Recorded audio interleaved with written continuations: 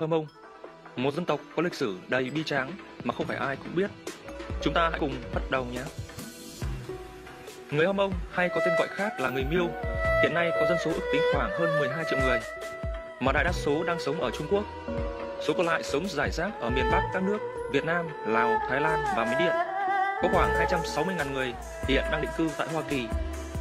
Đã có khá nhiều sách báo Tây phương, nhất là Mỹ, nghiên cứu về sắc dân này. Càng tìm hiểu thì chúng ta sẽ càng ngạc nhiên về lịch sử hùng tráng và lâu đời của một dân tộc kém may mắn đã bị suy vong mai một mà trở thành một sắc tộc miền núi. Người Trung Hoa xưa phân biệt sắc tộc Hơ Mông ra làm hai loại, loại đã thuần gọi là Su và loại hoang gọi là Sang. Nhóm người Hơ Mông thuần là nhóm đã được đồng hóa với người Hoa, còn loại hoang là nhóm sống biệt lập trong rừng, thoát ngoài vòng kiểm tỏa của chính quyền. Những nhà truyền giáo Tây phương lần đầu tiếp xúc với nhóm người Hơ Mông sống hoang dã ở vùng Tứ Xuyên, Vân Nam vào thế kỷ 17. Rất lấy làm ngạc nhiên là họ không có nét thuần Á Châu mà lại phảng phất giống Âu Châu. Nhiều người lại có màu tóc hung hoặc bạch kim và vài người lại có mắt xanh. Có thể là vì thế mà người Hoa gọi họ là Miêu hay mèo trăng. Số người giống Âu Châu này còn lại tương đối ít vì các chính quyền liên tiếp của Trung Quốc luôn luôn tìm cách sát hại họ dù họ đã trốn sang Lào không nương tay, ngay cả đến thời Dân Quốc và Trung Quốc ngày nay. Sự kiện này đã làm các nhà truyền giáo bây giờ bỏ công tìm hiểu thêm về nguồn gốc của người Hơ Mông, nhưng sử sách của người Hoa lại hầu như muốn bỏ quên giống dân này. Chẳng có mấy sách cổ nhắc đến một cách rõ ràng, không khác gì khi nói về nguồn gốc của Việt tộc. Ngay cả các nhà sử học người Hoa vẫn cho rằng người Hơ Mông là kẻ thù đầu tiên của Hoa tộc, và xuyên suốt sử Tàu kể từ triều đại đầu tiên cho đến nhà Mã Thanh, người Hơ Mông đã không ngừng nổi dậy và bị truy diệt bởi quan quân Trung Quốc.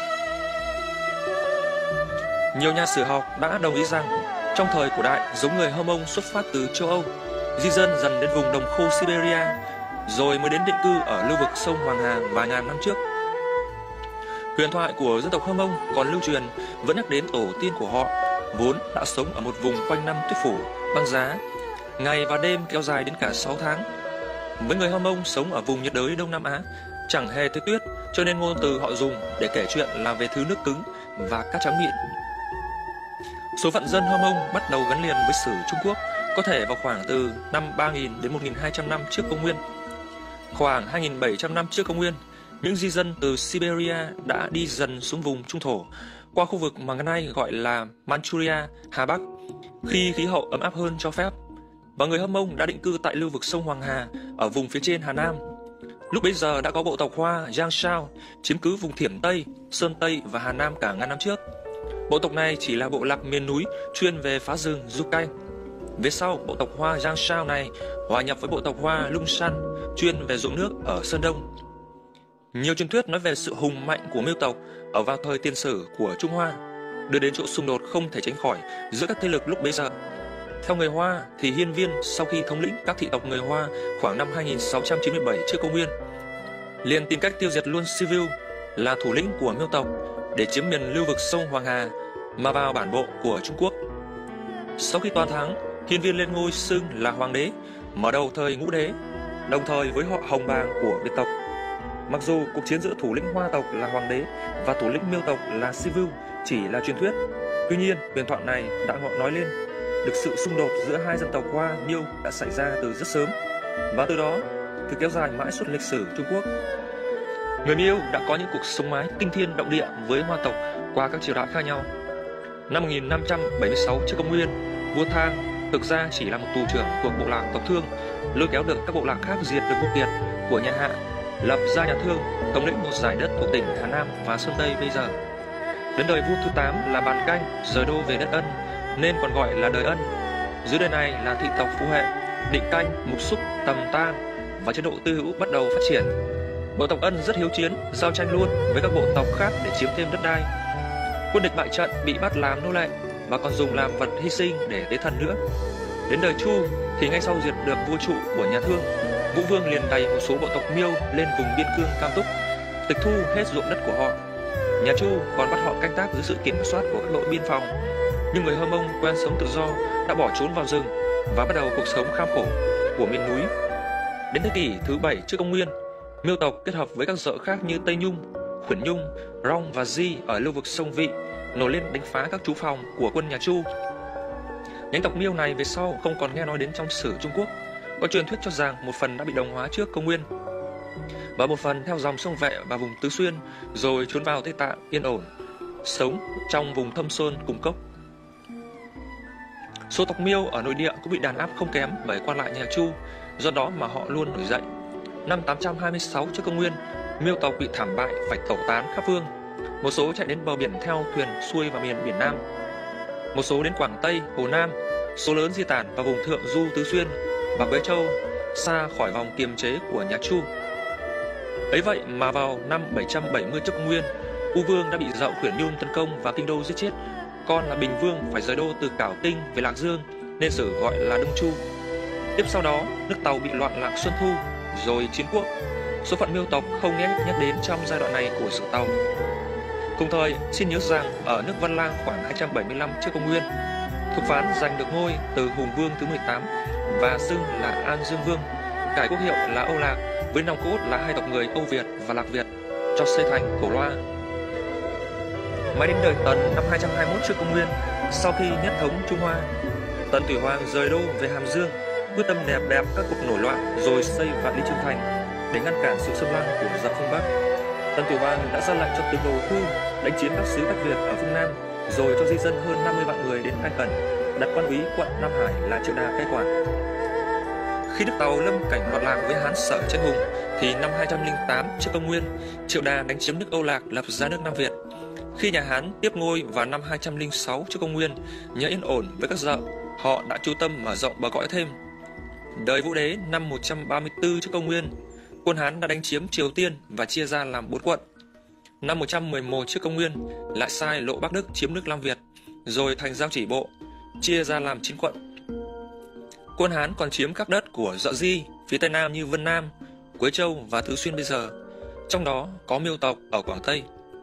Năm 41, vua Quang Vũ nhà Đông Hán lại sai tướng Mã Viện sang đánh dẹp cuộc nổi loạn của Hai Bà Trưng ở quận Giao Chỉ, rồi dựng cột đồng ở biên giới. 22 năm sau, quân Hán mở thêm một trận càn quét cuộc nổi loạn của Miêu tộc ở phía nam Hồ Nam, và tướng già Mã Viện đã chết cùng với trên 2 vạn quân vì bệnh ôn dịch trong khi hành quân. Nhà Đông Hán đã trả thù rất khốc liệt bằng cách tàn sát mọi dân lành, cướp bóc và đốt phá các làng mạc người Hơ Mông trong vùng liên tục tròn 3 năm, cho đến đời Chiêu Đế mới nới lỏng, nhưng đã không tiêu diệt được tinh thần tự cường bất khuất của Miêu tộc. Đến thời Tam Quốc thì người Miêu lại lớn mạnh và làm chủ phần lớn đất Hồ Nam và Quế Châu, lại còn có ảnh hưởng đến tận mạn Nam của Hồ Bắc, rồi theo sông Hán đến tận mạn Bắc. Họ còn cố quay về chuyên cũ ở Hà Nam, Sơn Tây và lan đến phía đông An Huy. Sau đời Tấn thì nước Tàu suy yếu, rơi vào hỗn loạn của thời Nam Bắc. Trong thì khoảng từ năm 403 đến năm 561 đã có đến hơn 40 lần người Hơ Mông nổi dậy để đòi độc lập. Cùng với những sắc tộc khác ở khắp nơi mà sử Tàu gọi là loạn ngũ hồ. Đến giữa thế kỷ thứ 6, người Hơ Mông đã thiết lập được một vương quốc tạm bợ khá rộng ở phía Tây Trung Quốc, kéo dài từ Hà Nam qua Hồ Bắc, Hồ Nam xuống đến Quảng Tây, có thể lẫn lộn biên cương giữa các nước Đông Ngụy, Tây Ngụy, Bắc Chu hoặc Bắc Tề luôn thay đổi. Có đời các thế lực tranh giành giữa Nam và Bắc Triều mua chuộc, lôi kéo, nên một số danh sĩ được tiến cử vào các triều. Nhưng thời gian vui hưởng này không kéo dài được lâu, vì đến khi Lý Uyên thiết lập nhà Đường vào năm 618, sau khi dẹp nhà Tùy, thì bắt đầu đánh dẹp và thu hồi đất đai đã mất vào tay các Dợ, trong đó có người Hơ Mông. Đổi lại, nhà Đường cho các vùng ấy được tự trị và phải đóng thuế cho triều đình. Đến năm 907, nước Tàu lại bị loạn lạc với thời kỳ Ngũ và Thập Quốc. Nhà Hậu Chu cố đánh lấy vương quốc Hơ Mông, đến khi nhà Tống tái thống nhất Trung Quốc năm 960 lại cử binh giành lại đất các vùng Hồ Bắc và Hồ Nam. Trong các cuộc giao tranh, toàn bộ vương triều của Hơ Mông bị tiêu diệt. Và đây cũng là bước ngoặt lịch sử chấm dứt hoàn toàn thời kỳ vàng son của Miêu tộc. Câu chuyện về những ngày bi thảm đó còn được kể lại giữa những người Miêu như sau. Hang Chu là vua của Miêu tộc lúc bấy giờ đã già và mệt mỏi vì chiến trận dàn quân kháng cự quân Tống. Con gái duy nhất của Hang Chu là Ngao Sinh cũng cùng xông pha trận tuyến với cha. Nàng không những xinh đẹp mà còn học được phép lạ với lá cờ thần bí, khi vất lên là bão tố kéo đến phá tan quân Tống. Tướng nhà Tống là Tỷ Thanh cầu hóa với điều kiện là Miêu tộc phải trao lá cờ phép cho họ. Triều thần người Miêu họp bàn mà sợ rằng người Hoa bày quỷ kế nên trao một lá cờ giả. Tỷ Thanh vội dâng lá cờ cho vua Tống, nhưng khi thử với lửa thì biết là không phải là cờ thật. Tỷ Thanh liền bị bỏ ngục và kết án tử hình, nhưng nhờ triều thần can gián cho đoán công chuộc tội, y liền quay lại đất Hồ giả làm môi giới để cầu hôn Ngao Sinh cho thái tử nhà Tống. Vua Miêu chấp thuận, nhưng Ngao Sinh thì nhất định cự tuyệt, liền bị vua cha bạc đãi đến chết. Nàng qua đời thì cầu phép cũng trở nên vô hiệu, cho nên Tỷ Thanh mới có thể tiêu diệt được triều thần Hang Chu.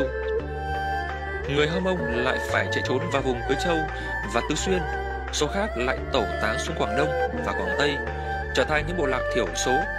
Quan cai trị người Hoa lại còn chia rẽ họ bằng cách phân nhóm và buộc họ phải ăn mặc y phục có màu khác nhau, và từ đó mà ta biết đến nhóm Miêu đen, trắng, hoa, đỏ và xanh. Mỗi nhóm lại cử lên một tộc trưởng, một chức vụ như là tiểu vương. Tuy vậy, họ vẫn luôn tìm cách liên kết với nhau khi cần chống lại kẻ thù chung là Hoa tộc. Có một bài phóng sự trong nước mới đây mô tả về trang phục của phụ nữ Mông một cách khá thơ mộng, xin được trích dẫn nguyên văn như sau. Họ cư trú trên các thung lũng của miền núi phía Bắc Việt Nam, leo ngược lên các triền núi dốc. Ở độ cao 1000, ta bắt gặp những bản làng của người Mông, bốn mùa mây mù sương phủ. Bao quanh những bản làng là những vạt rừng thưa, những tràng cỏ, những dãy đồi chọc xơ sỏi đá, với những con đường mòn vừa đủ cho người điệu gùi, cho ngựa thồ nằm vắt mình qua các triền núi treo leo.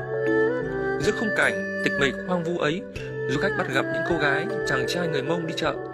Bộ trang phục nữ với váy, áo, khăn, vòng, ô sặc sỡ, lóng lánh vòng khuyên nổi bật lên giữa cái thâm u của rừng núi, làm cho cảnh sắc thiên nhiên bỗng sinh động và ấm áp. Hay giữa các phiên chợ vùng cao, bên cạnh các cô gái thái tay nùng dao vẫn nổi bật sắc màu của các cô gái Mông. Đây là cô gái Mông trắng mặc váy trắng tuyền, tay áo ghép nhiều màu, yếm hoa phô sau gáy. Kia là các cô gái Mông Hoa, váy xếp nếp xòa đủ 12 màu, áo cài khuy nách, có nẹp hoa ở vai, ở ngực, còn mang trên mình khăn và túi. Rồi phải kể đến cô gái Mông đen quấn vành khăn nhiều nếp nhô cao, váy hoa xúng xính khuyên tai, vành bạc đủ bộ, làm mỗi bước đi rung lên thành nhạc. Còn cô gái Mông Lai trong tiết trời se lạnh sặc sỡ, một màu đỏ thắm của y phục truyền thống. Trở lại câu chuyện gốc gác người Hơ Mông ở Trung Quốc, thì sau khi bị phân tán vào các vùng cao nguyên và rừng rậm, người Miêu tạm sống yên ổn bởi nhà Tống bận rộn trong việc chấn hưng nền kinh tế và giao thương của Trung Quốc, mà sau lãng quân sự đưa đến việc dợ Khiết Đan lập nên nước Liêu ở mạn Tây Bắc và dợ Tiên Ti lập nên nước Tây Hạ ở vùng Sơn Bắc, Ninh Hạ và Tam Túc. Những năm về sau, ở nước Liêu, Mãn tộc bắt đầu hưng thịnh, tách ra lập ra nước Đại Kim vào năm 1115. Tống Hy Tông liên kết với Đại Kim để diệt Liêu, rồi nhà Tống quá suy yếu lại phải chờ cống vua Kim. Trong khi ấy, giống Mông Cổ phát triển hùng mạnh với thành Cát Tư Hãn khởi binh chiếm nửa phía Bắc nước Kim vào năm 1215, rồi quay sang chiếm trọn Trung Á và tàn phá vùng lãnh thổ nước Nga rộng lớn. Khi quay về Đông Phương, lại diệt luôn nước Tây Hạ vào năm 1224, chọn Yên Kinh, về sau trở thành Bắc Kinh làm kinh đô, xưng là Nguyên Thái Tổ. Sau khi thành Cát Tư Hãn mất năm 1227, thì con là Oa Khoát Đài thôn tính chọn nước Kim năm 1234 và gieo rắc chiến tranh đến tận vùng Trung Âu. Sau khi Oa Khoát Đài mất, Mông Kha lên ngôi, một mặt tiếp tục tàn phá châu Âu, và mặt khác sai cháu của Oa Khoát Đài là Hốt Tất Liệt cử binh đánh và diệt nước Đại Lý, hậu thân của nước Nam Chiếu ở vùng Vân Nam bây giờ, vào năm 1253, rồi tiến đánh nhà Nam Tống và nước Đại Việt. Khi Hốt Tất Liệt đánh vào Quế Châu, Tứ Xuyên, quân Mông Cổ đã không tiến sâu vào vùng cao nguyên, cho nên Miêu tộc không bị sát hại nhiều. Khoảng từ năm 1267 đến năm 1279, Hốt Tất Liệt diệt được nhà Tống. Vừa khi Mông Kha mất, liền lên ngôi xưng hiệu là Nguyên Thế Tổ, lập nên nhà Nguyên ở Trung Quốc. Vua Tống Cung Đế và các đại thần phải nhảy xuống biển tự vẫn. Đến năm 1368, Trung Nguyên Chương nổi lên đánh đuổi được quân Mông Cổ, lập nên nhà Minh vào năm 1368. Nhà Minh lại nhắm vào Miến Điện như là cửa ngõ buôn bán với vùng Đông Nam Á, nên quyết định định vùng Vân Nam. Trước tiên, họ đặt ra hệ thống thổ ti và ưu đãi nhóm người Lô Lô mà đàn áp người Miêu, dẫn đến việc người Miêu thường xuyên nổi dậy. Năm 1459, quan quân nhà Minh đã thiết lập hơn 2.000 đồn biên phòng tại Quế Châu, Tứ Xuyên, để từ đó liên tục mở các cuộc hành quân đánh phá làng mạc và căn cứ địa của người Miêu và tàn sát đến hơn 40.000 người. Từ đó cho đến cuối thế kỷ thứ 16, không năm nào mà người Miêu không vùng lên đòi độc lập và tung hoành một cõi từ Quế Châu đến tận Hồ Nam. Để ngăn chặn họ, nhà Minh cho xây một trường thành nhỏ giống Vạn Lý Trường Thành, gọi là Miêu Thành, cao 8 bộ và kéo dài hàng trăm dặm biên giới Hồ Nam và Quế Châu. Năm 1616, người Mãn Châu là hậu duệ của nước Kim lại bắt đầu cường thịnh. Nỗ nhi cấp xích quật khởi ở miền Liêu Ninh xưng là Thái Tổ và đặt tên nước là Hậu Kim, đặt đô ở Thẩm Dương chống lại nhà Minh. Năm 1636, Hoàng Thái Cực tế vị vua cha, đổi tên nước là Đại Thanh đi chinh phục Triều Tiên, nội Mông Cổ và miền Đông Bắc của Minh Triều, và đến năm 1644 thì Thuận Trị dứt được nhà Minh, thiết lập canh triều ở Trung Quốc. Toàn quân Minh kéo nhau tị nạn sang Nhật Bản và Việt Nam. Một số khác do Hoàng Minh và Mã Báo bỏ Quảng Tây trốn vào Quế Châu, cốt tìm đường sang Vân Nam. Để đền ơn tu mang của Mưu tộc, Hoàng Minh giao lại cho họ toàn bộ vũ khí và còn bày cho cách chế tạo súng hỏa mai mà ngày nay người Miêu vẫn còn sử dụng. Sự kiện này đã làm cho nhà Thanh thêm lo ngại, nên vào năm 1727, thân vương Oa Đài, thống đốc Quế Châu, mở chiến dịch càn quét, sai tướng Dương Quang Sĩ tấn công vào Quý Dương là thủ phủ rồi vào Liễu Bình. Quân Hâm Mông đông đến hơn 10.000 người trang bị đầy đủ vũ khí, với súng hỏa mai và đại bác nghênh chiến. Tổn thất hai bên rất cao, nhưng cuối cùng quân Thanh thắng thế, tịch thu tất cả vũ khí của người Miêu, đúc thành một trụ tượng kỷ niệm chiến thắng bằng sắt cao 11 bộ dựng ở một hòn đảo trên sông Liên, cửa vào Quý Dương. Để trả thù, người Miêu kéo từ núi xuống tàn sát dân ở 4 thị trấn ven sông. Nhà Thanh phải đem viện binh từ các tỉnh lân cận đến tấn công vào cứ điểm của người Hâm Mông từ ba mặt. Quân Miêu vỡ, số thua trận đầu hàng đều bị giết sạch. Điều này làm cho các bộ lạc Miêu rút vào rừng sâu và liên kết dựng những hỏa đài báo hiệu sự tiến công của quân Thanh trên các sườn núi. Di tích của những hỏa đài này hiện vẫn còn. Quân Miêu nổi loạn, cắt máu ăn thề kháng cự đến chết. Họ còn giết hết vợ con để khỏi phản bận tâm luyến ái. Họ phản công điên cuồng và chặn hết đường từ các đèo và núi, làm cho cả Bắc Kinh lo lắng. Dương Quang Sĩ được cử thay Oa Đài ra sức giải tỏa hết các chốt và các đường tiếp tế của quân nổi dậy, làm cho họ đói khát phải mở đường máu. 20.000 quân Miêu bị giết trên chiến trường, khoảng 27.000 khác bị bắt và một nửa số bị sát hại sau đó. Tổng số súng dài tịch thu lên đến gần 50.000 khẩu. Dương Quang Sĩ còn khủng bố dân lành, cướp phá hơn 20.000 làng mạc của người Hâm Mông, tước đoạt đất đai của họ. Dân Miêu lại phải trốn chạy vào các vùng lân cận để thoát thân. Một số vượt biên giới vào miền Bắc Việt Nam, định cư ở Đông Quan và núi Hoàng Su Phì. Tuy vậy, số người Hâm Mông còn lại vẫn chưa chịu hoàn toàn khuất phục, thỉnh thoảng vẫn tìm cách nổi dậy. Đến năm 1740, đời Ung Chính nhà Thanh ra lệnh dẹp bỏ hệ thống thổ ti mà đặt quan trực tiếp cai trị vùng Tứ Xuyên, Quế Châu, Vân Nam, Quảng Tây, Cốt để đồng hóa họ và khai thác các quặng than, bạc và đồng cũng như lâm sản trong vùng. Nhà Thanh cũng gia tăng thuế má, làm cho nhiều nông dân người Miêu điêu đứng, khiến họ nổi dậy không ngừng. Năm 1796, người Miêu lại tập hợp đủ mạnh dưới sự lãnh đạo của hai thủ trưởng là Thỉ Xanh, Báo và Thỉ Liêu Đăng ở biên giới Quế Châu, Hồ Nam để khủng bố nông dân người Hoa vốn do Thanh Triều di dân đến giữ mỹ danh là khách trú và được quân đội bảo vệ. Bắc Kinh phải vội tăng viện để dập tắt cuộc nổi loạn và chiến dịch kéo dài đến 13 năm mới xong. Quân Thanh tái thiết Miêu Thành từ lâu đã bị bỏ hoang và tăng cường thêm quân bố phòng để kiểm soát chặt chẽ những hoạt động của người Hâm Mông và quyết tâm đồng hóa họ. Người Thanh còn bắt trẻ con Miêu phải theo học chữ Hán và Hoa tộc được quyền cưới phụ nữ Miêu. Nhiều nhóm Miêu không chịu đựng được sự áp bức, đành phải trốn sâu hơn vào rừng và những tỉnh lân cận. Và nhóm Miêu đen kéo xuống vùng Nam của Hồ Nam và Bắc Quảng Tây. Miêu trắng rời về phía Bắc và vùng Tứ Xuyên, và Miêu Hoa trốn về phía Tây và vùng Vân Nam. Lúc bây giờ ở vùng Vân Nam vốn xưa là nước Đại Lý đã có giống người Hán cư ngụ. Họ là người theo đạo Hồi, có liên hệ với người Pan Thay ở Miến Điện, chuyên về buôn bán thương mại. Họ thường bị quan lại nhà Thanh khinh miệt và kỳ thị, cho nên cũng đã nổi dậy nhiều lần đòi độc lập, như vào năm 1818, 1826 và 1834, nhưng lần nào cũng bị đàn áp tàn bạo. Nhưng từ năm 1855 cho đến 1873, người Hán nổi dậy và làm chủ được toàn vùng dưới sự lãnh đạo của Trịnh Chiếu, vì nhà Thanh còn bận đương đầu với loạn Thái Bình ở Trung Thổ. Trịnh Chiếu tuyên bố Vân Nam là một nhà nước Hồi giáo độc lập cho đến khi nhà Thanh rảnh tay quay lại tái chiếm. Người Hâm Mông cùng tham gia với người Hán nổi dậy nên cũng chịu chung số phận bị tàn sát dã man. Người ta ước tính có đến cả 1 triệu người Vân Nam thiệt mạng sau khi quân Thanh trở lại. Thế là người Hán và người Miêu lại kéo nhau tràn vào Miến Điện và Đông Dương lánh nạn. Nhóm đến Việt Nam lần này đông khoảng 6.000 người, kéo vào Đồng Văn ở gần biên giới. Các bạn thân mến, như vậy dân tộc Hâm Mông đã di cư vào Việt Nam khoảng 300 năm nay. Họ là một dân tộc Á Châu cổ xưa với lịch sử đầy bi hùng. Ngày nay, những di sản quá khứ của cả một thời gian dài lưu vong hàng mấy ngàn năm, từ tận khu vực sâu Hoàng Hà vừa Trường Giang vĩ đại cho tới vùng núi cao vực sâu ở miền Bắc Việt Nam, Thái Lan, Miến Điện và Lào vẫn còn được lưu giữ trên các trang phục truyền thống của họ. Bản thân tôi đã tiếp xúc với nhiều người bạn Hơ Mông và không thể không lấy làm ngạc nhiên về sự thông minh, kiên cường của họ. Điều này không có gì lạ khi người Miêu cùng Hán tộc và Việt tộc là ba tộc người Đông Á cổ xưa nhất đã xây dựng lên những nền văn minh vĩ đại. Chỉ có điều người Việt may mắn hơn là vẫn giữ được một phần non sông gấm vóc của tiên tổ và giữ được độc lập sau hàng ngàn năm chiến đấu oanh liệt. Còn người Miêu thì không được như vậy. Họ cứ chiến đấu rồi lại thất bại hết lần này đến lần khác trong hàng mấy ngàn năm qua. Cứ trôi dạt đi mãi từng vùng thảo nguyên bao la, quanh năm tuyết phủ lạnh giá cho đến miền Bắc Việt Nam thì dừng lại. Ngày nay, tuy điều kiện còn nhiều khó khăn, nhưng với sự quan tâm của nhà nước và cùng với ý chí vươn lên, thì đời sống của đồng bào dân tộc Hơ Mông đã dần cải thiện hơn. Họ cũng đã tích cực hòa nhập vào khối đại đoàn kết 54 dân tộc anh em Việt Nam, cùng nhau xây dựng đất nước ngày càng ấm no và hạnh phúc, giàu mạnh. Chương trình của chúng tôi hôm nay là tạm dừng. Nếu các bạn thấy hay thì hãy nhấn like, đăng ký và bấm chuông để nhận được nhiều video mới nhé. Xin chào và hẹn gặp lại.